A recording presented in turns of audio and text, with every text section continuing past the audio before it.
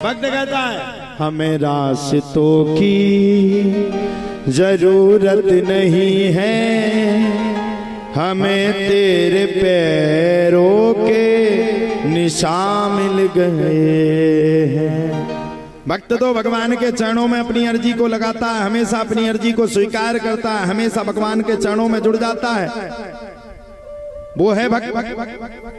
छाए जो हो, अगर दुनिया में गम का अंधेरा भी छा जाए तो भगवान गम के अंधेरे को भी सुबह की सूरज की किरण बना देता, वो है परमात्मा। राजा परीक्षित को संपूर्ण ज्ञान दिया। अब तो राजा परीक्षित के दिमाग पे आ गया, बोले भगवान अब सब समझ में आ गई। एक बात दिमाग लगा करके आप मुझे बताओ, मैं आपके चरणों में पूछना चाहता हूं। बोले क्या? बोले भगवान, भगवान को पाने के लिए सच्चा उपाय क्या है? तब तो तुरंत हाथ जोड़ करके सुखदेव बाबा ने राजा परीक्षित को समझाया, सुनो, जितासनो जितश्वासो जित संगो जितेन्द्रियः स्थूले भगवतो रूपे मनः संधारेत्य। भगवान को पाने के लिए क्या करना चाहिए? बोले जितासनो। भगवान को पाने के लिए सबसे पहले जितासनो, आसन को जीतो। जितश्वासो, फिर श्वास श्वास में भगवान का स्मरण करो। और फिर क्या करो? जित संगो जितेन्द्रिया। महाराज जी, जैसी संगत वैसी रंगत।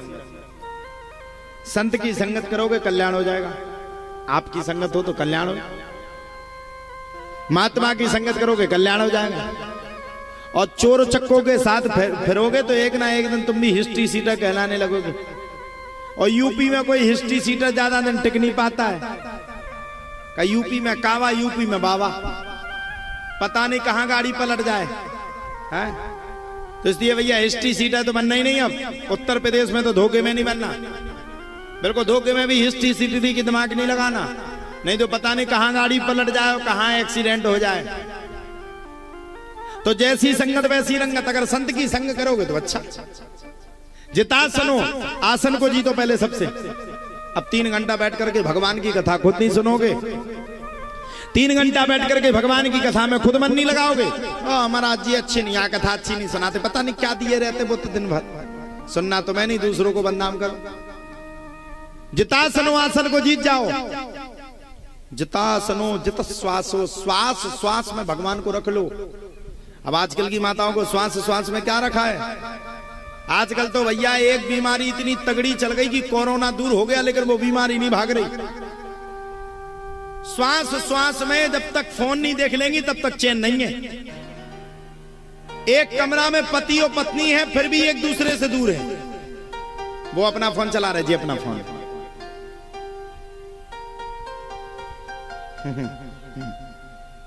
पति जैसी देखने आप पत्नी का पति क्या बता कौन है? पति छुड़ाएगा, पागल हो क्या? मेरा फोन तुम्हें क्या मतलब? नहीं क्या करती क्या है तू दिन भर? कुछ भी कर दो, तुम्हें क्या मतलब? अब आपको पता नहीं है इंस्टाग्राम के चक्कर में तो कंगन की घरवाइन चली गई।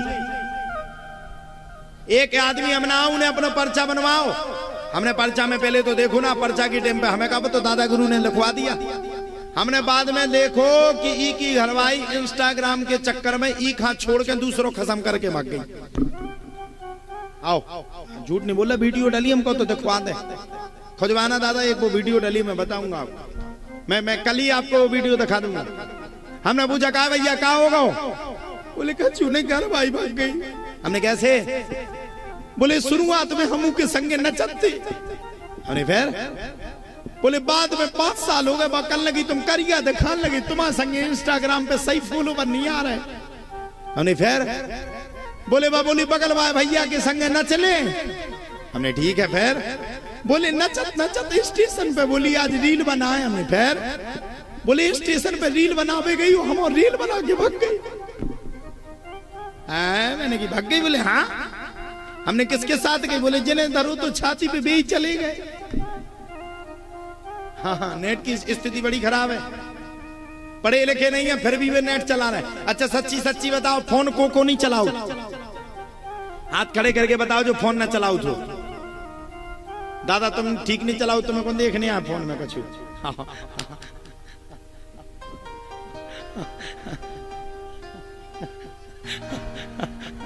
लेकिन चलाओ तो जो गाना वाना नहीं सुना है को नहीं चलाओ।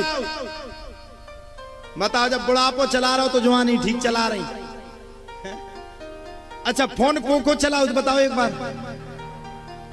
हाय हाय वंदना तुम नहीं चलाती बेटा? वाह वाह। हाँ तो हमारी चेला हो के हमारा नाम खराब कर रही, चलाती हो? हाँ वाह वाह। कौन कौन चलाता जरा हाथ खड़े करके बताओ। अब तुम्हारे विश्वास न मानो, एक गांव में हमारी कलश यात्रा निकली तो बूढ़ी टोकर के आती हुई पूरे दांत झड़ गए, एक हाथ में लठिया पकड़े हुए, ऐसी ऐसी है लाइयो हमारी वीडियो बना रही, सूदे देखो तुम्हारी फोटो खींचने। हाँ मैंने देखो अपनी अम्मा तुम्हारी सब कछु झड़ गो, अब काहे खा जो फोटो खींच रही? बोले का झड़ गो? हमने मिस कॉल तो घलाई गई तुम्हारी। बोले फिर हमने पूरी कॉल आवे। बोले आ जाए ठटरी बंदा हम तो फोन चलाओ। फोन एक ऐसा रोग निकला है, ऐसा रोग निकला है, ऐसा रोग निकला कि आदमी घरवाई खा छोड़वे तैयार है, घरवाई आदमी खा छोड़वे तैयार है, लेकिन फोन खा छोड़वे तैयार नहीं है भैया। कानन के हिराजे ब्याह में पतो ना पड़े, लेकिन अगर 2 मिनट का फोन है राजी हूं बताई फोन, हूं मुई बताई फोन, फोन कहां गो फोन? ऐसा रोग चलो फोन को भैया। पहले के जमाने में जो माताएं होती थी बिना फोन के रहती थी, रात्रि के समय में सोती थी तो पता वो क्या करती थी? सोने से पहले अपने पल्लू को उठा करके भगवान को ऐसे प्रणाम करती। देखो ऐसे करती थी कि नहीं? तुमने देखो अपने अपने बताई बाप खा कि नहीं? प्रणाम करती थी ऐसे, भगवान को हाथ जोड़ती थी, भगवान से कहती थी तेरा शुक्रिया जो आज पूरा दिन तूने मुझे दिया। और आज की बंगे फोन चला रही चला रही चला रही चला रही, चलाओ चलाओ तो पतो परो कि मुंह पे फोन डरो, पूरी रात मोही पे डरो। बुनसाने जब पतो परो जब अलार्म बजो मुंह पूरो झन्नानो मत आई जो का है, जब देखो फोन मुंह पे रे डरो पूरी रात भर। ये स्थिति उठी सो सबसे पहले गुड मॉर्निंग, कैसी है तू? घर परिवार बढ़िया है? और बता। अच्छा जो ये कम पड़े सो हरसेंगे, वो ज्यादा पड़े सो घर से गए। इसलिए भैया फोन के सिस्टम को चलाते हो ठीक है, लेकिन फोन में कभी कभी सुबह उठ करके रामचरितमानस की कथा, रामायण की कथा, भागवत की कथा, कृष्ण की कथा, राम की कथा को सुनना शुरू कर दो तो तुम्हारे घर पे भी राम जैसा पुत्र पैदा हो जाएगा, राम जैसा पुत्र हो जाएगा।